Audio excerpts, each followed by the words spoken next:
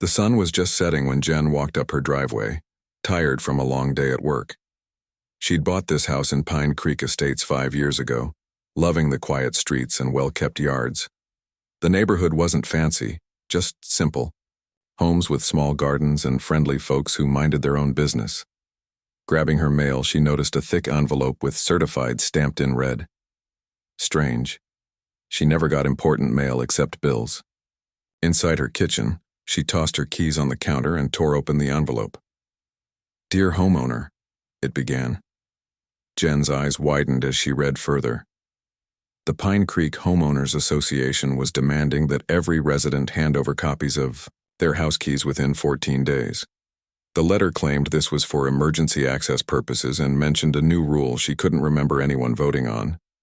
"This can't be right," she muttered, reading it again.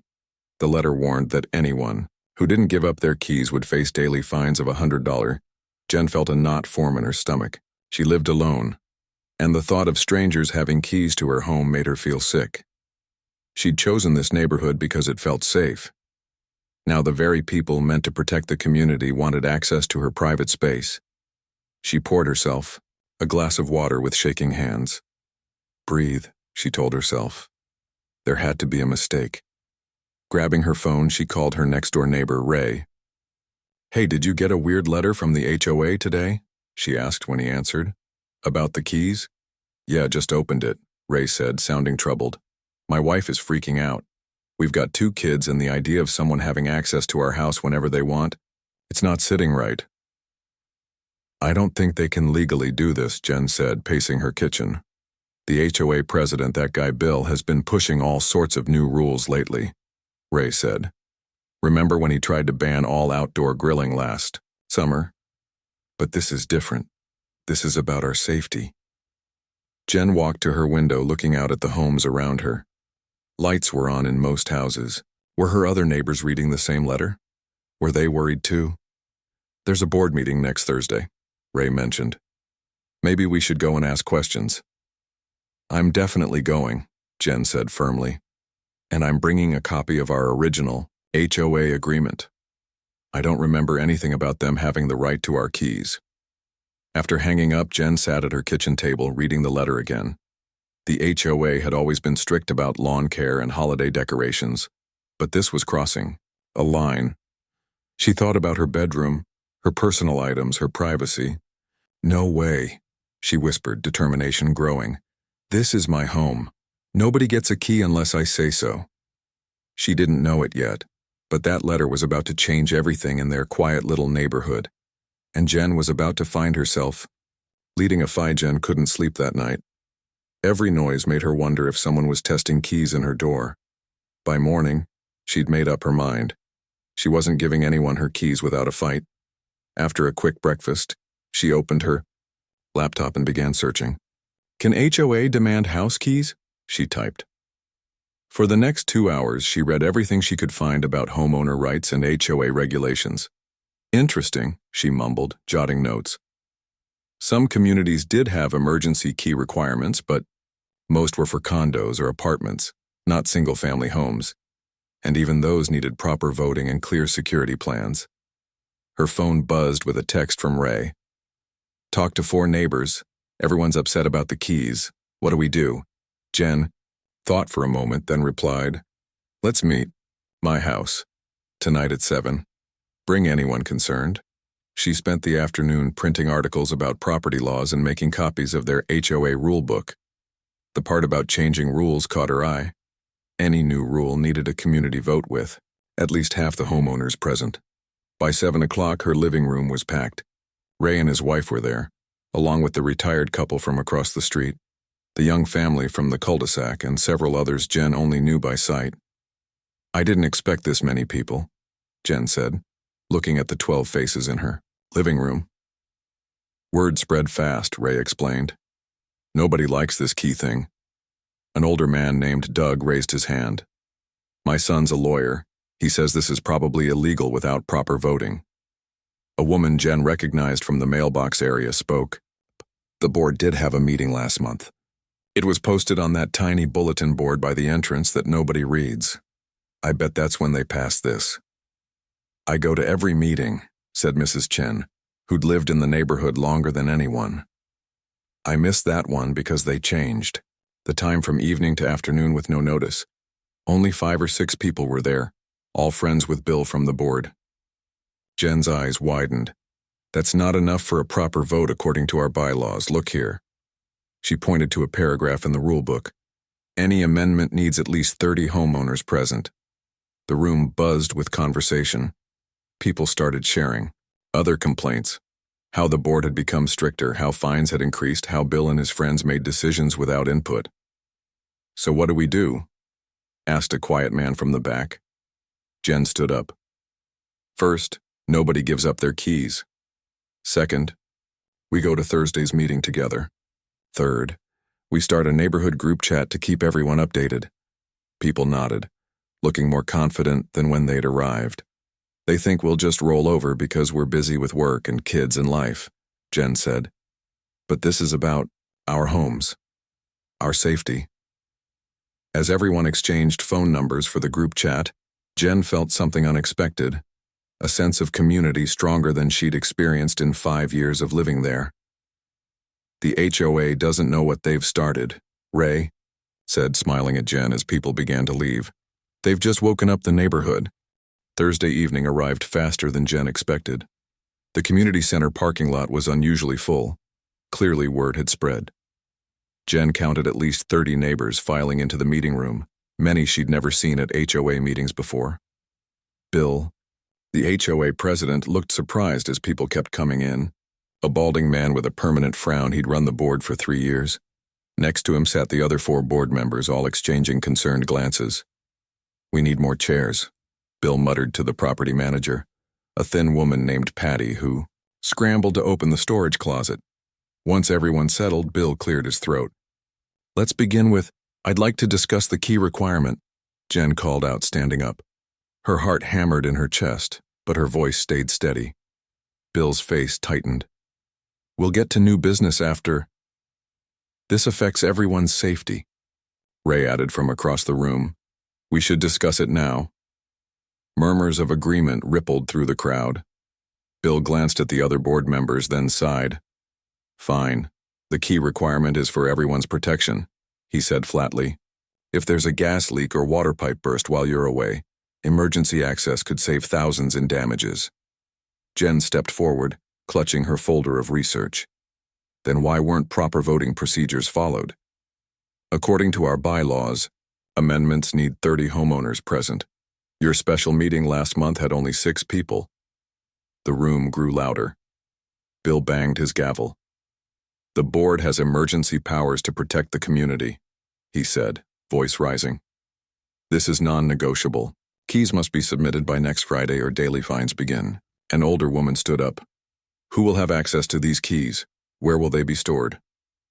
Our security company will maintain a lockbox, Bill replied. Only board members can authorize access. The same security company your brother-in-law owns? Doug asked pointedly. Bill's face flushed red. That's irrelevant. This discussion is over. He banged the gavel again.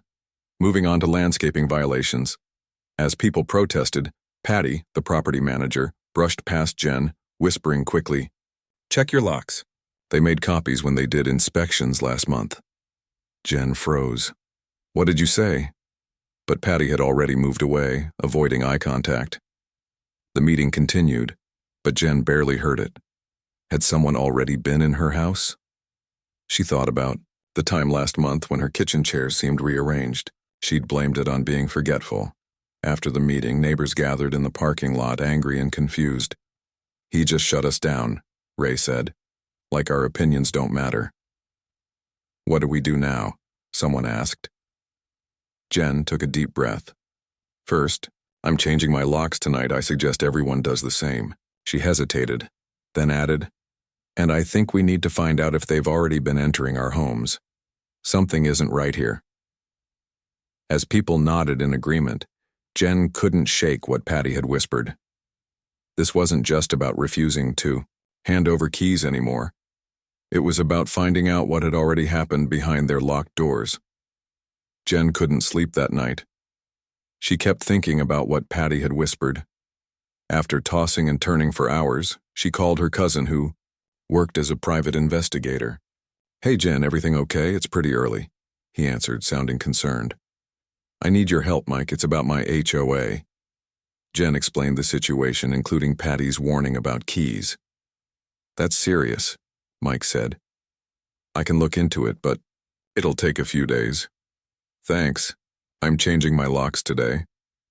After hanging up, Jen called a locksmith who came that afternoon. As he worked, she noticed Ray across the street doing the same thing. 3 days later, Mike called Jen. "Can you meet me at the coffee shop on Main Street? I found something." The coffee shop was nearly empty when Jen arrived. Mike sat in the corner booth with a folder.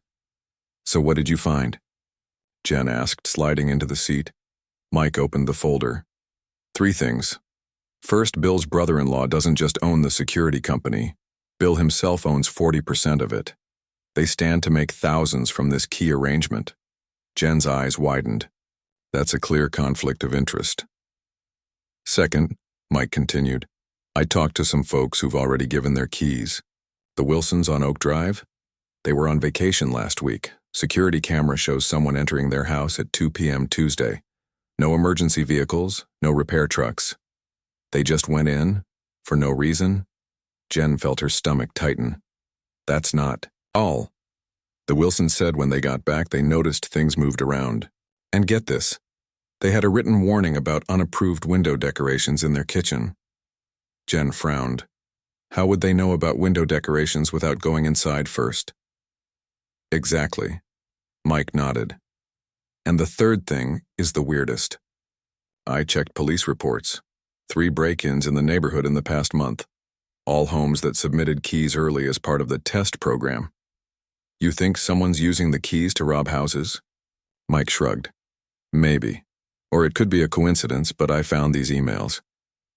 He slid a printout across the table. Jen read through them, her hand shaking slightly. They were from Bill to other board members, planning inspection visits to check for rule violations while homeowners were away. This is insane, she whispered. They're entering homes without permission.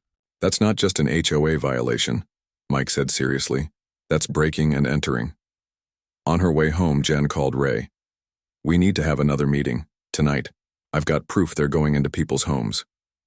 Within hours, Jen's living room was packed again, this time with over 20 neighbors. She laid out everything Mike had found. People were shocked, angry, and scared. We need to take legal action, Doug said firmly. My son can help us file for an emergency injunction to stop this key requirement. As everyone nodded in agreement, Jen realized this had become much bigger than she expected. It wasn't just about refusing to hand over keys anymore. It was about protecting their homes from the very people claiming to protect the neighborhood. The courthouse steps seemed to stretch forever as Jen walked up them on Monday morning. Behind her came Ray, Doug, and 4 other neighbors, all dressed in their most professional clothes. Nervous? Ray asked, noticing Jen's shaking hands. A little, she admitted. I've never sued anyone before. Inside, they met with Doug's son, a lawyer named Paul. With his messy hair and wrinkled suit, he didn't look like the lawyers on TV, but his eyes were sharp and focused. The judge agreed to hear our emergency injunction request today, Paul explained. We're asking the court to block the HOA from collecting keys or issuing fines until a full hearing. The courtroom was smaller than Jen expected. As they settled into their seats, the door opened and Bill walked in with 2 men in expensive suits. He looked shocked to see Jen and the others.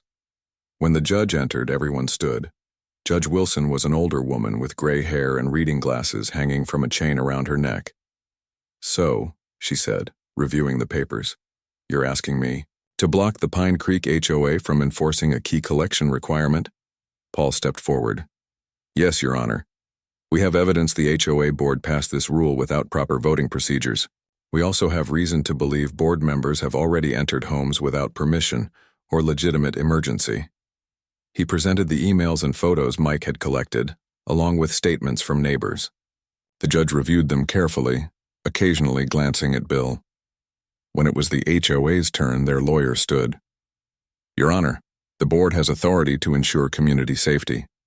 These homeowners agreed to follow HOA rules when they purchased their homes.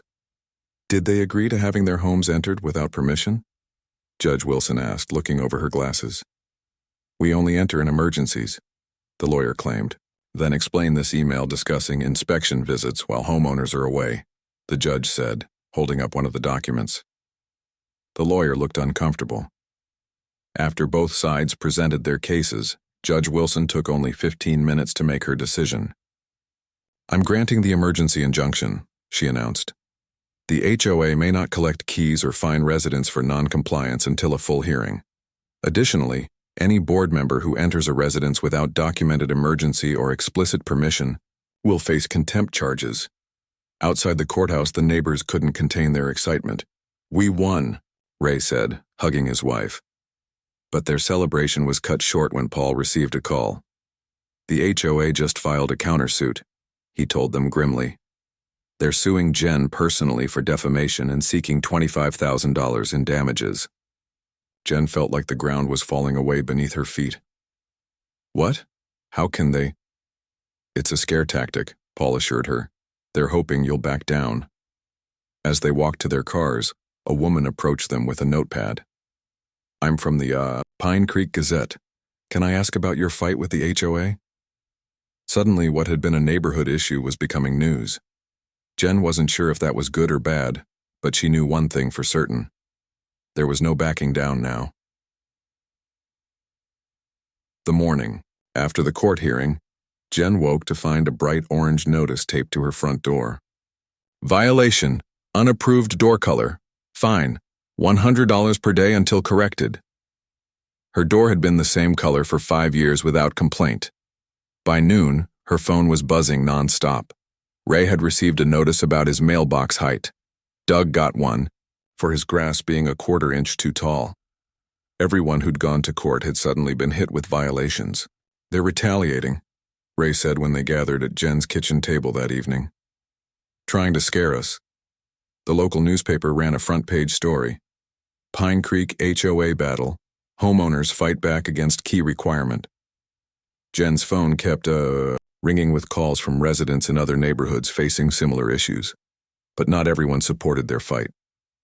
At the grocery store, a woman Jen barely knew confronted her in the cereal aisle. You're causing trouble for all of us, she hissed. Property values will drop if this keeps up. Walking her dog that evening, Jen noticed neighbors who used to wave now looking away. Someone had written "troublemaker" in chalk on her driveway. The pressure grew when Bill called an emergency community meeting. Nearly 60 residents packed into the community center, far more than ever before. This lawsuit is costing all of us, Bill announced, pointing to a budget slide showing legal fees. We'll have to raise monthly dues by 30% to cover costs. Angry murmurs spread through the room. Several people glared at Jen. The key requirement is for everyone's safety, Bill continued. A few stubborn residents are putting the whole community at risk. An older man Jen didn't know stood up. My son's house flooded last year when a pipe burst while he was away. Cost thousands in damage. If someone had a key, they could have stopped it sooner. Others nodded in agreement. Jen felt her face growing hot as more people spoke in favor of the keys. When she tried to mention the unauthorized entries, someone shouted, "Prove it."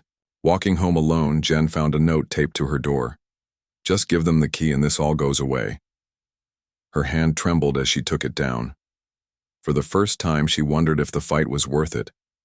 Maybe she should just give in, hand over her key, and return to her quiet life. But that night, her doorbell rang. A young couple she'd never met stood on her porch looking nervous. We live on Maple Street, the woman explained. Our HOA just announced they're starting a key collection program too. We heard what you're doing and we want to help. Behind them were 4 other neighbors. We've been too scared to say anything, one admitted. But you're right. They shouldn't have our keys. As Jen invited them in, her phone dinged with an email from a TV reporter wanting to interview her. The subject line read, "Homeowners across the state following your HOA fight." What had started as her small stand was becoming something much bigger. And despite the pressure, despite the division, Jen knew she couldn't back down now. 3 weeks passed with no end in sight. Jen's mailbox filled with violation notices. The fines now totaled over $1,500, though the court order meant she didn't have to pay them yet. Every day brought new stress. Then, on a rainy Tuesday morning, Jen's phone rang. It was Patty, the HOA property manager. "Can you meet me at the coffee shop in an hour?" Her voice sounded shaky. "I have something you need to see." Jen found Patty sitting in the back corner, nervously watching the door. She slid a folder across the table. "I can't do this anymore," Patty whispered. "I've worked for 6 HOAs, and I've never seen anything like this." Inside the folder were photos of Bill using keys to enter homes while owners were away. One picture showed him putting what looked like a small figurine into his pocket. There were also records of homes entered, with notes about valuable items inside. "He's been taking small things," Patty explained. "Things people might not notice, are missing right away. And he's not the only one." Jen stared at the evidence, hardly believing what she was seeing. "Why are you showing me this?" "Because it's wrong," Patty said simply. "And because they're planning something bigger. They want to make an example of you." Jen took the folder straight to Paul's office. The lawyer's eyes widened as he flipped through the pages. "This changes everything," he said, reaching for his phone. "I'm calling the judge." The next day, the courtroom was packed. Judge Wilson looked stern as she reviewed the new evidence. "This court granted an injunction against key collection," she said, looking at Bill and the HOA lawyers. "But it appears board members have been entering homes anyway and removing items. That's not an HOA violation. That's theft." Bill's face turned pale. The judge ordered all keys to be surrendered to the court immediately and referred the matter to the district attorney's office.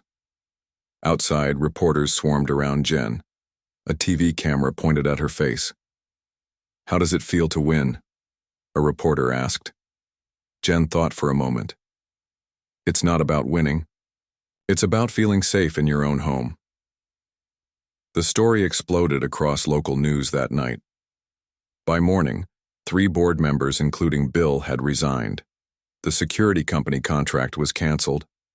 2 weeks later, Bill and another former board member were charged with multiple counts of illegal entry and petty theft. The HOA insurance company, desperate to avoid more bad publicity, offered settlements to affected homeowners. Their lawyer also dropped the countersuit against Jen. At the next HOA meeting, the room was packed with neighbors. A temporary board was appointed until proper elections could be held. "We need new rules," someone suggested. "Rules that protect homeowners, not just property values." After the meeting, people gathered around Jen, thanking her for standing up. One elderly man shook her hand warmly. "40 years I've lived here," he said. "Never felt like we had a real community until now." Walking home under the streetlights, Jen realized something had changed. Neighbors waved and called out greetings. Children played in front yards where "for sale" signs had once stood. Sometimes, she thought, you have to fight for more than just your keys. Sometimes you have to fight for your home.